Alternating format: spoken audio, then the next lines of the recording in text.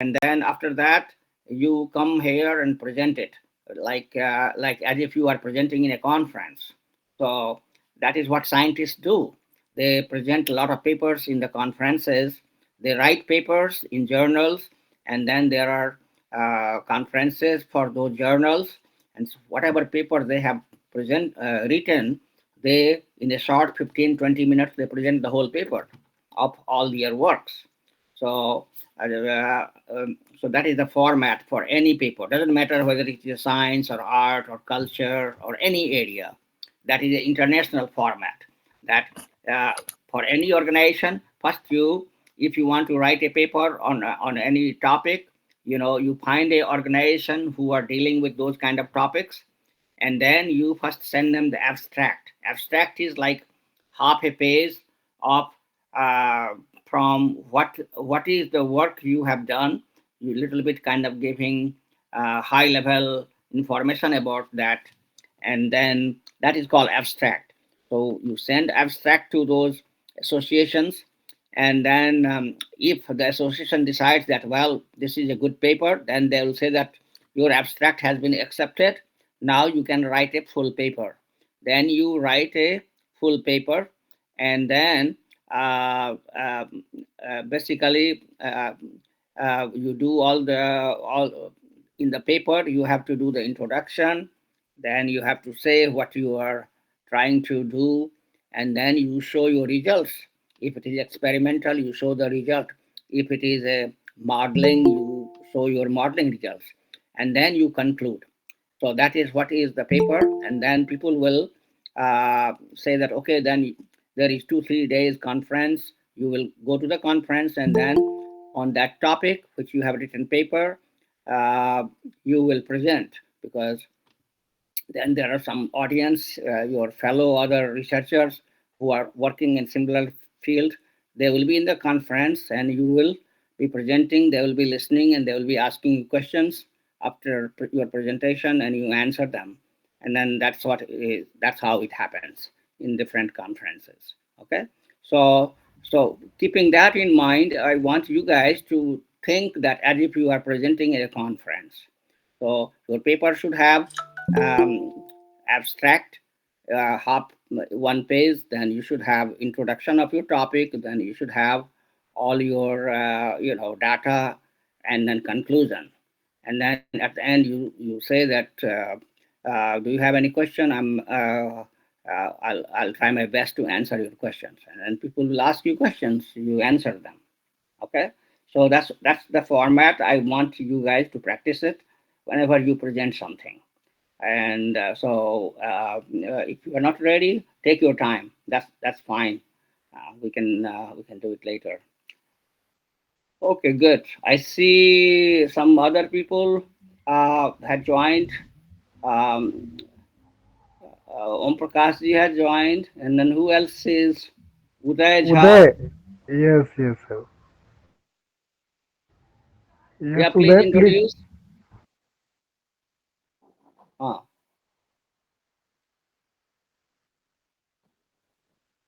Introduce कीजिए. Unmute yourself.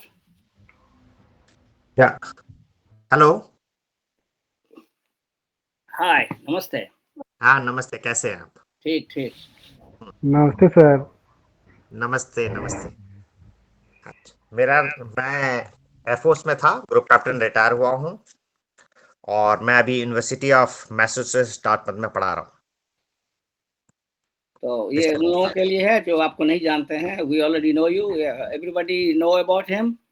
कोई पूछना है, कुछ सवाल पूछिए. She is already Aryan and Art. You guys can ask him question about. He is already university professor. He is teaching in Massachusetts, and so if you have any questions, you can. He's already in academics. He can also tell you about the presentation and journal and all that, which I was telling you. So Hello, feel sir. free to ask him question. Yeah. Hello, sir. Hello.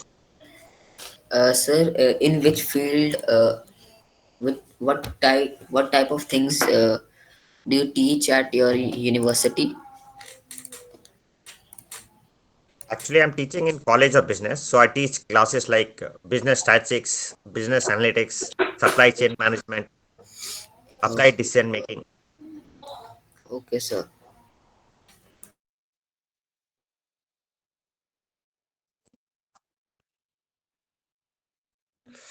So, what are you interested in studying?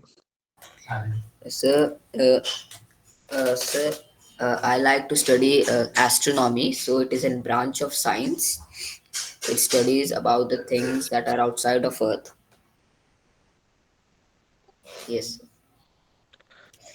Yeah. Okay. So, just to put in perspective, I've done my master's in physics also. Okay. So, the thing is, physics, you have to, why you're interested in studying physics? There are two things. One is your passion for it, another one is to get a job. So, what is the interest? Why you want to study physics, Sir, astrophysics? sir, it's my passion. Okay. So, the job opportunity in physics was in 60s, 70s, and is slowly reducing. There's still a lot of scope in physics and astrophysics, but not to that extent. So it's not booming industry. There are already people working. So job opportunities are less. So you have to keep that factor into mind. There are only few places where you can get a job. One is if you study, you can get a job in anyone working in astrophysics, things like ISRO or some other organizations, like there may be a few startups like this. The other option is if you do your PhD, you can join as a professor in some college. So they are only limited scope. So it's a very niche market. The advantage is there's not too many people will be competing for it. So competition will be less, job opportunity will be less. And if Yes. it's your passion, the one positive thing is you'll not get frustrated later in life, because the disconnect between a job and hobby is one of the cause of job dissatisfaction. Yes, sir.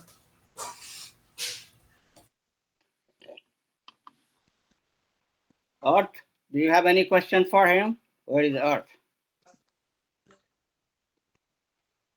Yeah. Okay. So basically, Aryan, it doesn't mean that he is giving you. I mean, you are too young to think about job right now, so don't worry about it right now.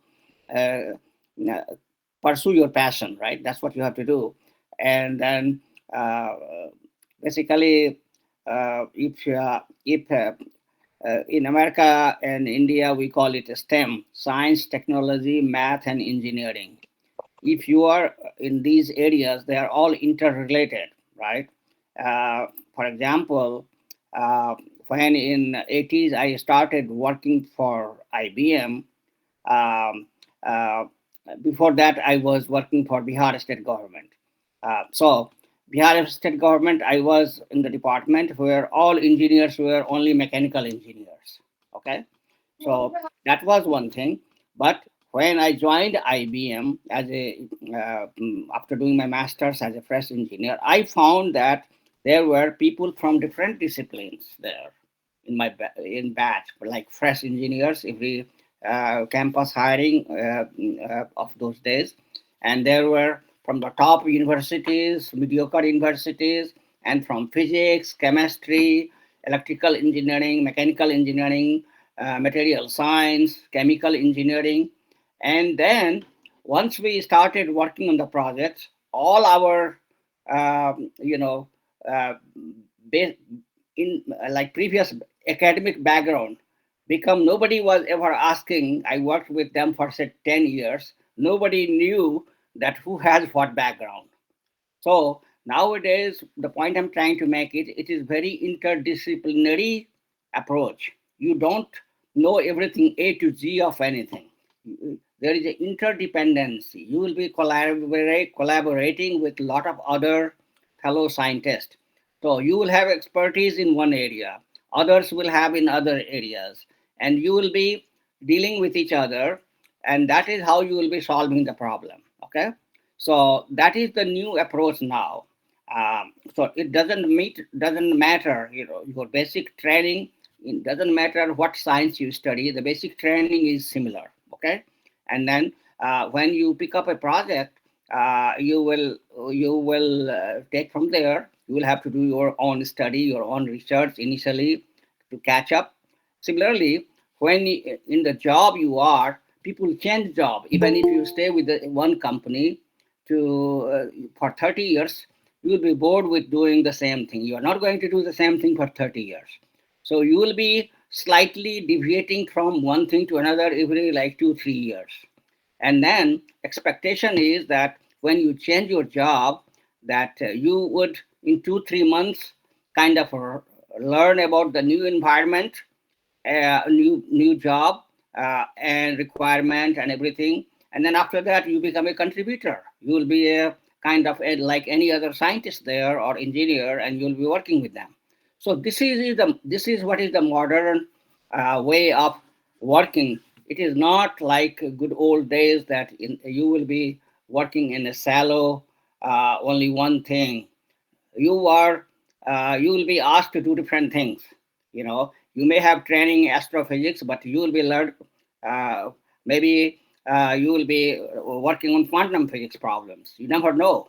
You might have to do something different, or material science, like myself. You will be working on how to make the semiconductor. That is also physics. Or you never know. You will be working with those doctors who are doing the radiology and all that. So it's keep changing in your as you move on.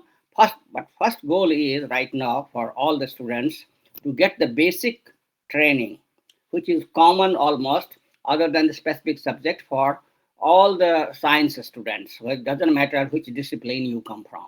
We all have to go through the same way, same learn, so that we understand the language of the science. We talk the same way. We understand each other. And so right now you are trying to build that um, kind of, yourself. So that is the first step. Then you worry about future careers. Okay, so good. You are on the right path. You are doing what you are supposed to do, and you are not only uh, there. You are not only satisfied with that. You are trying to do extra thing. You are trying to learn extra thing, which is very good. Always be open to learn some new things. Malik ji has joined. So Malik ji, Good evening, welcome sir. back. Hello, good evening to everyone. Good evening, sir. So I think a nice discussion was going on. Yeah, we were discussing about career planning. Somehow, question morphed to that. That how is the career for um, scientist in future? So basically, we are all saying that you prepare right now, whatever is your passion. That's what Uday was saying. That go after your passion, because otherwise you will get bored. Whatever you like to do, pursue study in that area and keep expanding it, because it's like Yeah. like you and I. To this, Amarnathji, you have told a very nice point. To this, I will add only one thing in that if you are thinking of having a career in science, the one thing that you have to develop uh, is called critical thinking. By critical thinking means you need to know answer why and how to everything that you know. You see, one thing is knowledge, and people say there is another wisdom. When knowledge can be applied somewhere, then we call it wisdom. Similarly, in science also, if you have this critical thinking, suppose a common man needs to know only whether the earth is rotating or not. So earth is rotating, that's fine. But a scientist, if you want to develop a critical thinking, why does it rotate? How it rotates? What is the significance of its rotation? What is the implication of its rotation? Why it happens like that? No, why is a very, very important term in science. So this you should develop. By this, what will happen is that not only, see, subject is not only that you will learn things, you can use the knowledge somewhere. If I just know that earth is rotating, that knowledge itself cannot be used anywhere. But if I know the full implication of that. What does it mean? Why it happens? Then I can use that knowledge somewhere. So that is what science is. So anything that you learn, you must do that. Critical thinking is very, very, very important. As a matter of fact, the science has grown in last 300 to 400 years. It's only because of critical thinking that people suddenly said that it is written in the sacred books that the universe was happened like this, the earth is static and things like that. People started questioning that. People did not accept it. Just if I say something to you and you accept it, that means you are not doing critical thinking. You must do, critically think about it, how and why of that knowledge. Then you will be able to apply it somewhere. Otherwise, you won't be able to apply. Okay, sir. So this is, and it will make the subjects very interesting. By the way, all the subjects. So, sir, I had a question for you. Sir, can you explain to me what was the ultraviolet catastrophe? I didn't understand it fully. You're talking about the black body radiation, is it? Yes, sir. Okay.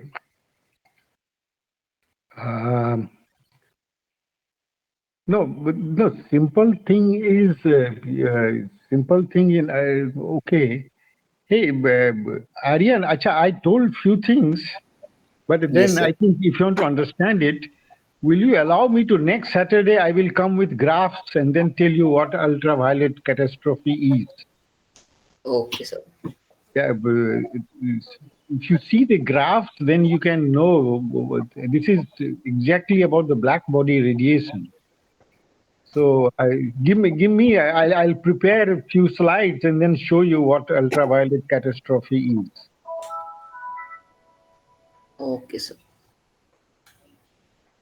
So, sir, I had a question for you. If the electron is a wave, so how does it go around the a nucleus?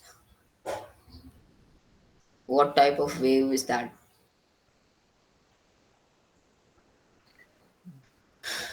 Amarnathji, this is a question I expected from Aryan, and it's a brilliant question, by the way. Yeah. Thank you. I'm grateful to Aryan for asking this question, because this is a question which bothers all the scientists today also. Yes. Now, the root cause of the whole problem is that people thought electron is a particle, and by particle we always mean that it is located somewhere. So it has yeah, and when it came that electron is a wave, so that means its location is not specified. So now the question is that in an atom, you have a nucleus, but there is a wave-like thing which is called electron, which is there. So it's a very difficult to come, what you call, make a picture out of it. So this is a very difficult question, by the way. And suppose I tell that Aryan is a particle, then I know that where you are sitting now, you are there. But Yes. once I say it, you are a wave, I don't know where you are. You could be there, you could be in Kolkata, you could be in New Jersey. Sometime you are in New Jersey, sometime in Kolkata, sometime in where you are. Yeah. So, so the rotation thing doesn't go for the wave function. If it is a wave, that is the whole problem. But then electron is like that. Our mind is thinking in classical way. Everything is a particle. We, for us, waves are not very common feature in our life. Okay, sir. So, but it's a difficult question, by the way. it's a nobody knows how to answer this question. Then how a particle, how something is both a particle and a wave?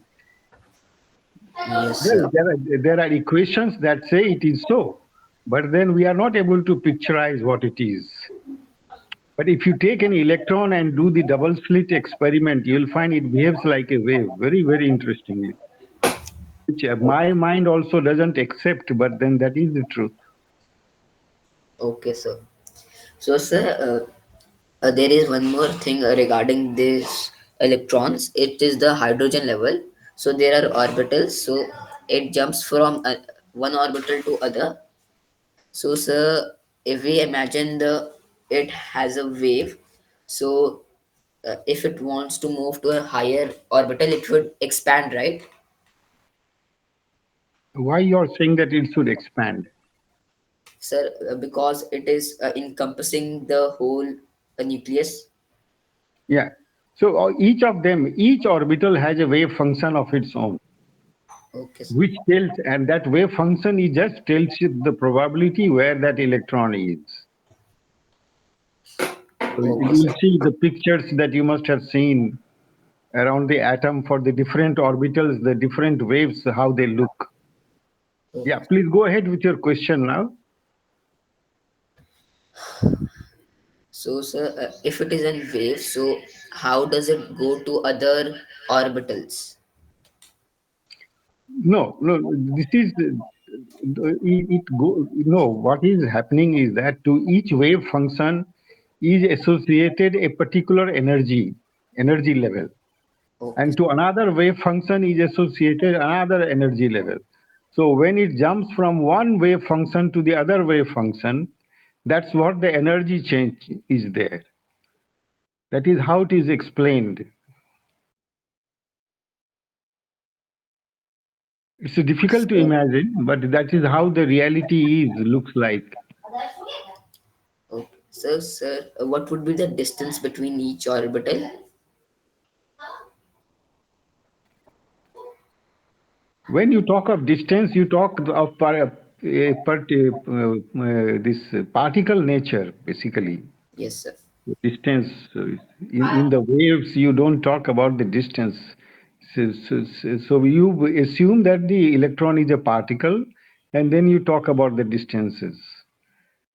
So roughly, say, in case of hydrogen atom, it is the first electron orbital is roughly something like 10 to the power minus 8 centimeter.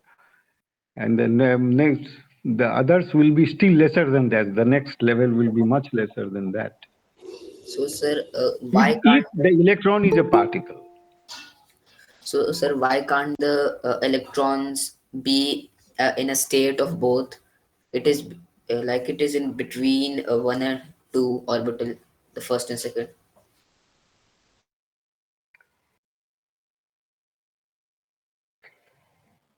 Well, that is how not the nature behaves. All I can say is that when we learned quantum mechanics, all we did is that we started with some kind of behavior in a quantum way, and then we solved the equations, and it came out that these are different wave functions for different orbitals.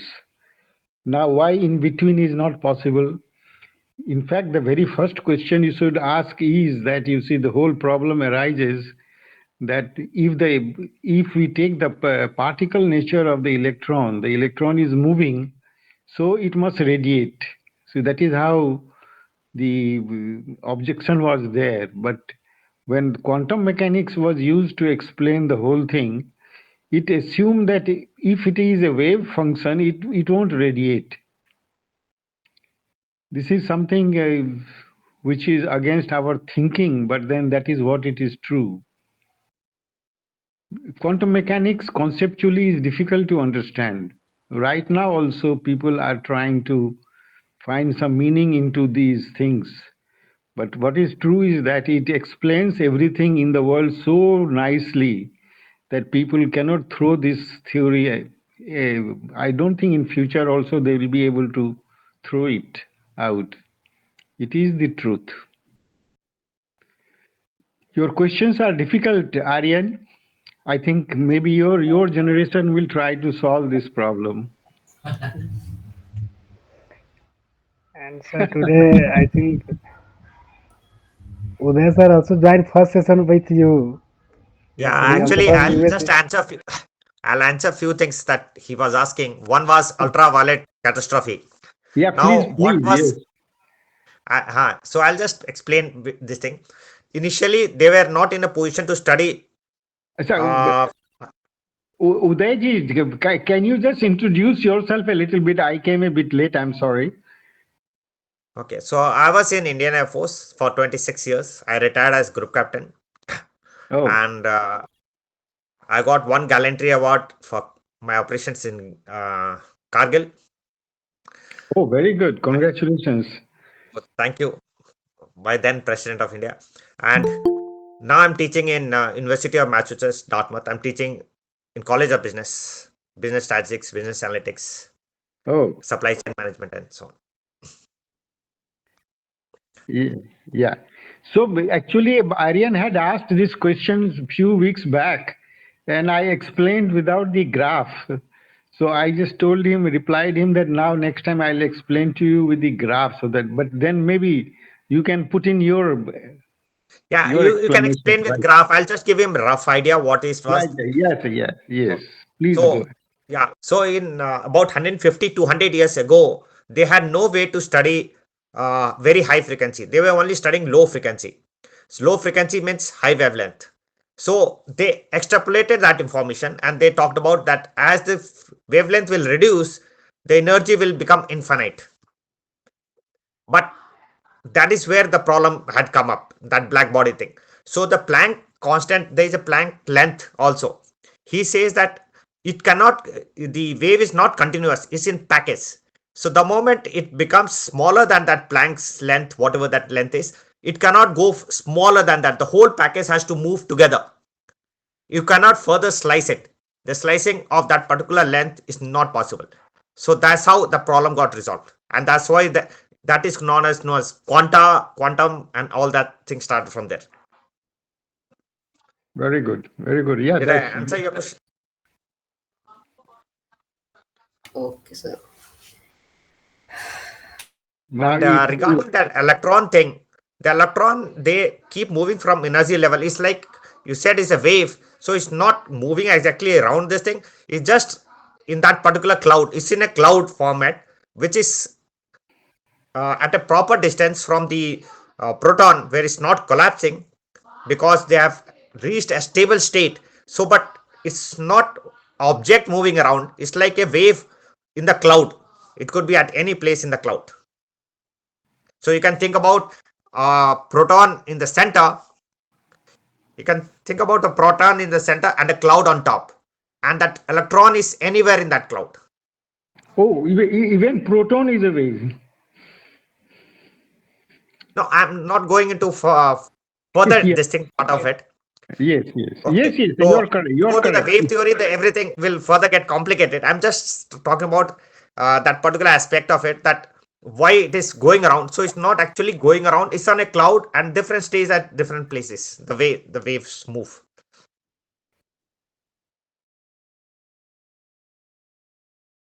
Yeah, this is something, the quantum theory is not compatible with our experience in life. So that is why we face problems in trying to understand quantum mechanics. The nature, it seems, has decided to behave in a different way than we think. Our thinking has been very classical way of seeing things, particles and waves separated.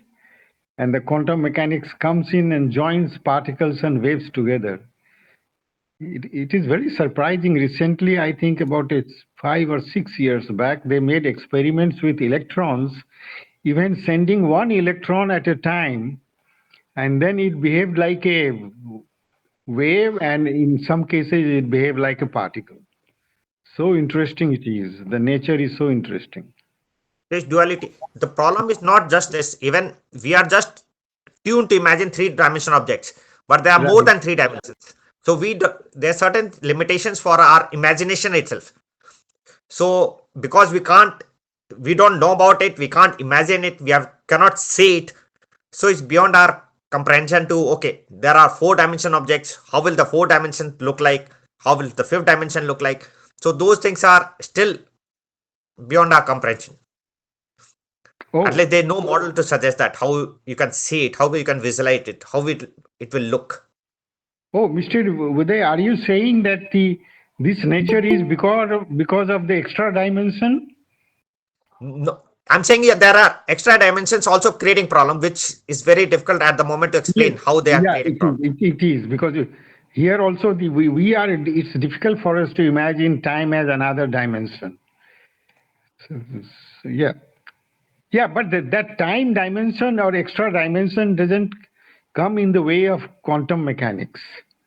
No, I'm not talking quantum Yeah, mechanics. I'm yeah, just saying there yeah. are other aspects of life which, like you said, it's very difficult to comprehend quantum Right. mechanics. I said there are other aspects of life also which is very difficult to comprehend Very because much, we are very tuned to much true. imagine only three dimensions.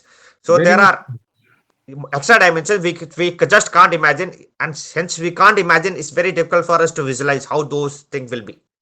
very much true. Very much true. Very nice. So one of my friend has joined, Archana Jha. He has joined from the link from my group. Archana Jha, where I can't see. Where is that? Yes. So Archana, can you introduce yourself? Sir, his Hello, name is Archana. Saksham.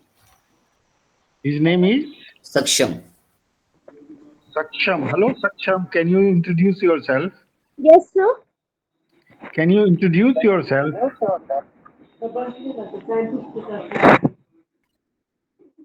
Okay, Can you good tell? evening, sir. My name is Saksham.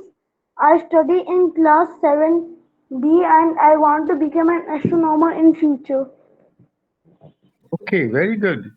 And you study in the same class where Aryan studies? Yes, sir. And so in the same school also? No, sir, different schools.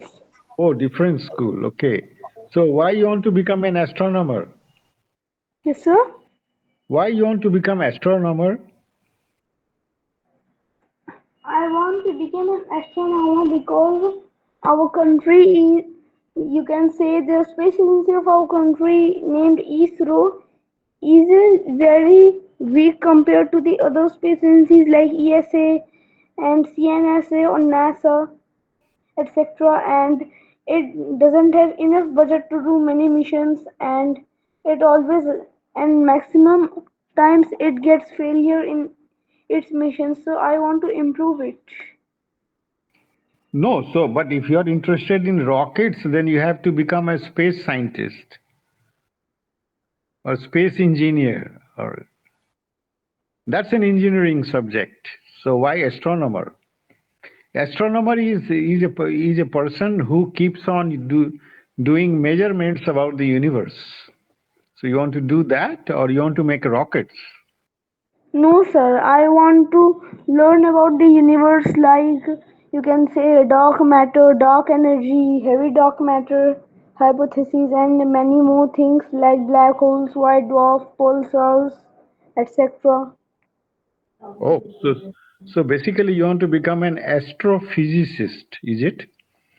Yes, sir. Okay, good luck to you. It's a very nice Thank you. subject. It's a very nice subject. So you have Okay, any sir. questions to ask?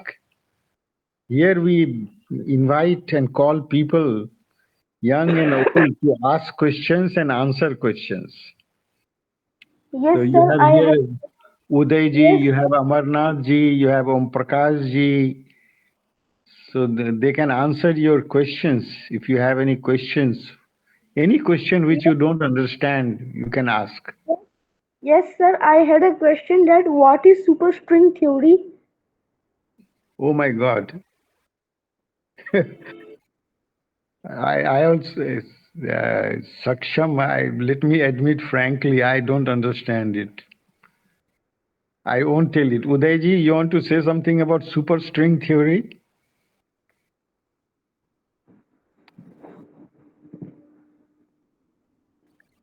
Hello? No, If basically, such question, okay. if such questions are given before, and then it's easy to come with the answer. Often it becomes difficult because these are things which are new and Yeah. we are not studying much about it. So he says, Yeah. he say super string theory basically says that universe is not made of a point-like particles, but they are made of vibrating one-dimensional strings. So initially we were more saying that everything is particle, and superstring theory talks about that no, they are all one-dimensional wave and not two-dimensional or three-dimensional objects. That's the base. Okay, sir. Is is changing Yeah. the concepts that the universe was made from a particle to that universe is made from strings.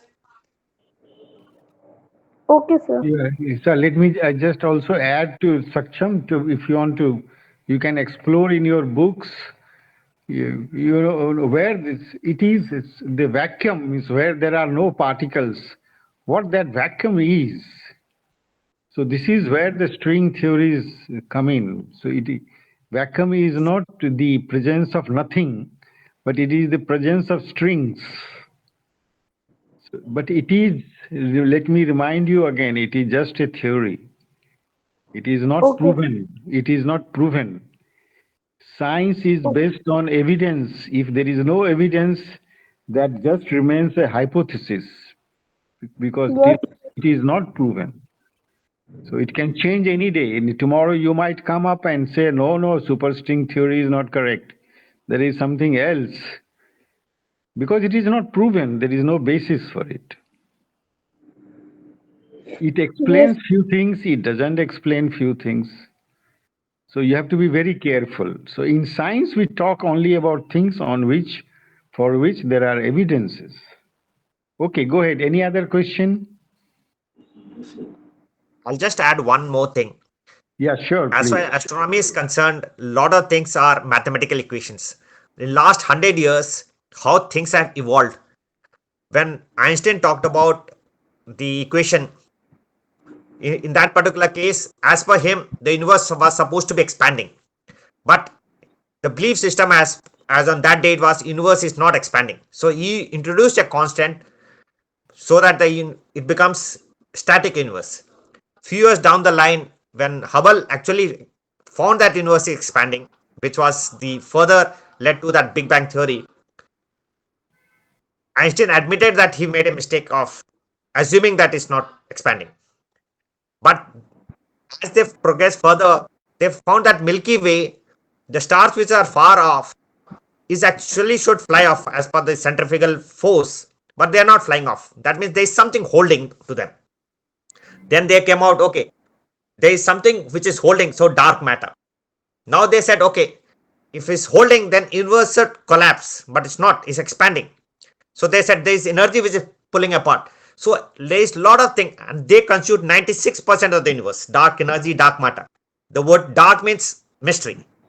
So a lot of things that we know about universe is based on theory itself. We have very little knowledge about it, and the moment a new things come up, the whole theory gets collapsed because that's how the science evolved.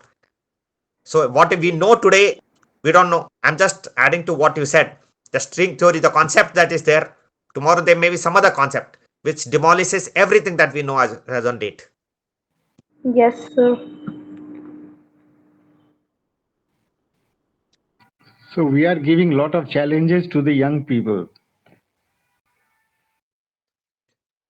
I must tell you one more thing. My chancellor was saying few years back, about 7 8 years back. He said your generation is going to work in your lifetime. In our generation, we used to change jobs. In your generation, it will be not the job, the type of the job. And he said out on average, every people will work in 5 different types of the job. Out of which three jobs still people don't know that will come up. Like 20 years back or 30 years back, no one was talking about YouTube. Now so many people work on it. So new things will come up. You will have to keep modifying your talent.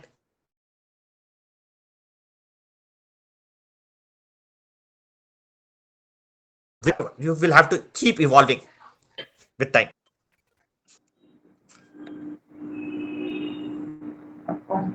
Very correct. Very correct it is.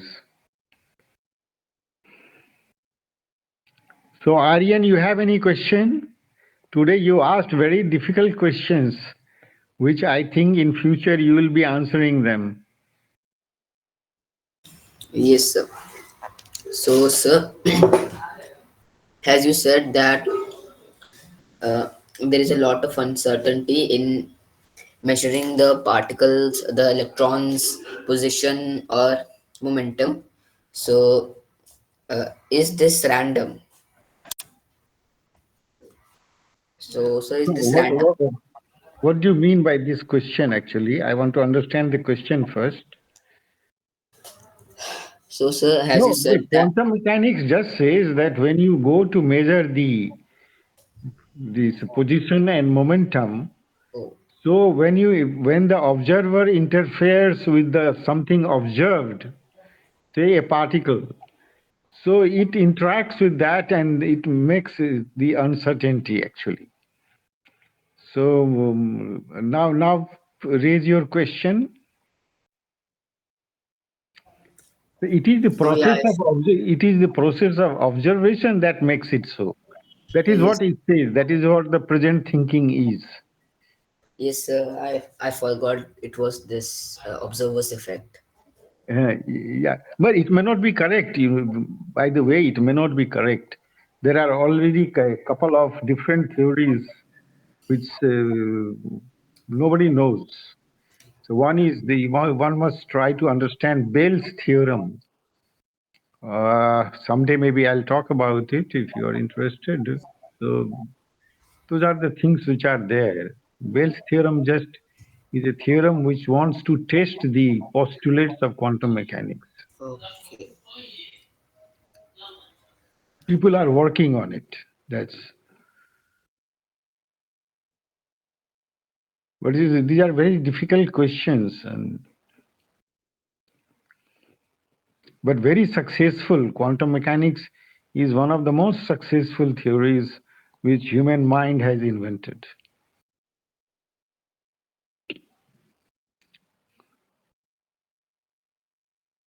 But quantum mechanics and gravitations, they are always falling apart for the very reason that Einstein said that gravitation is not a force, but a time-space effect. So there is no force involved. So that is there lies the problem. So people still are trying to see that if gravitation could be a part of quantum mechanics, or is it completely different? Nobody knows about it. Archana has raised, sorry, Saksham has raised a question. What is that question? Yes, sir. I had a question that what can you explain everything of gravitational time dilation, like their factors and how we calculate the gravitation time dilation formulas, etc., etc.? Yeah, it by the theory of relativity, general relativity. Yeah, everything can be calculated. Yes, precisely, it can be calculated. Yes, sir. But how we calculate No, that you have to gravitational? read. That you have to read that subject. You have to read that theory of relativity by Einstein. You have to understand how it is calculated. And Okay, it sir. may surprise you very much. Einstein was not a very good mathematician. So most of the mathematics of these people say attribute that his wife did, and there was a friend also who did it. Most of the mathematics of it, but the ideas were his.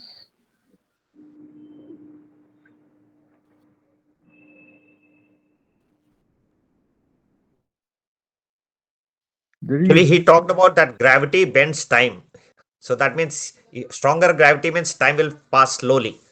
So if you move from Earth to some, let's say, moon or some other place where the gravity is less, you will age slowly. Or if you go to space where the gravity is less, then your aging will be slow. That means in on Earth, 100 years should have passed, and maybe I'm just making a number. You would have just grown 1 year older if you are not on Earth, but maybe at some place where the gravity is very low, zero, close to zero. Yes, sir. Like, suppose if we are near a black hole, then time will pass near a black hole very slowly, or it might be even stopped. Yeah, as of now, that's what we believed. Now, why Okay, I'm saying as of now is we keep getting new information, and I said most of things there's no way to measure all those things. So there's no direct way. I'll not say no way. There's no direct way. So we are using indirect way means to measure it. So as and when we get new information, the whole theory, any theory is based on certain assumptions. So as and when the assumptions are getting challenged, the theory itself collapses.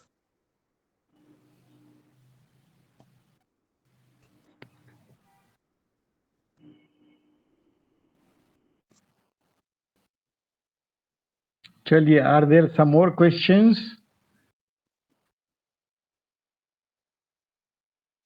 Hello? yes, sir. Are there some more questions? Um,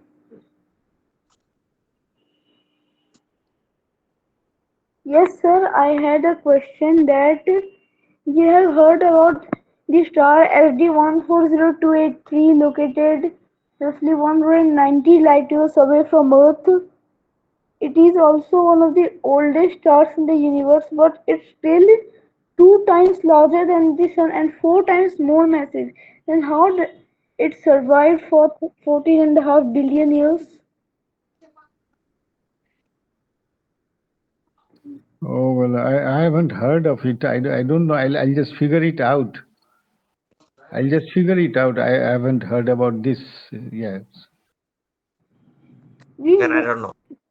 Yeah. mostly we see that stars more massive than Sun die before it, like the Betelgeuse star, who is still 12 times more massive than the Sun, and it's nearing its death, and many more stars are there. So how did this star survive for such a long time? Yeah, let me just let me. Yeah, I must say that I don't know the answer. Let me just go through it, then I will answer your questions. But Saksham, I will request you also that you must try to find questions in your house, around you, so in your surrounding, about everything, so that you learn your environment, your surroundings very well. Questions. There are many questions around you itself, which is worth learning actually. Okay, And sir. there are questions, of course, around the astronomy. The questions you are asking, and they are very nice questions. Those are also to be answered, but there are many things you will find around you, in your house, many things, and that needs to be answered. You can raise those questions.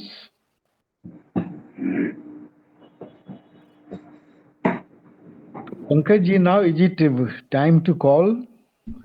Yes, sir. Now 9:15. Yes, sir. Yes. Okay, then